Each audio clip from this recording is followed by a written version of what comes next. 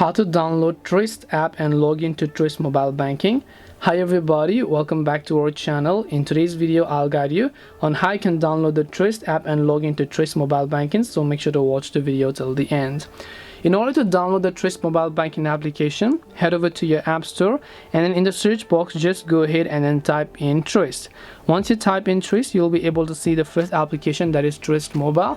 Just hit the get button. After you've done that, we're going to go to the login process by tapping the open option here, and once we tap the open button over here, you'll be taken to this page where you simply have to go ahead and then make sure to enter your user ID and password. If you're not sure what password you've typed in, you can tap the I icon here, tap the sign in option.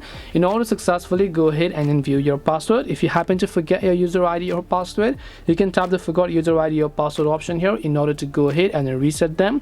If you have not yet registered for mobile banking, you can also tap the register now option. To give you a basic context of the idea, this is how you can go ahead and download and log into the Truist mobile banking app. Hope this video was very helpful to you guys. If it did help you, make sure to leave a like and subscribe to our channel. If you have got any more questions, feel free to leave them down. Thank you for watching till the end and see you soon in our next video.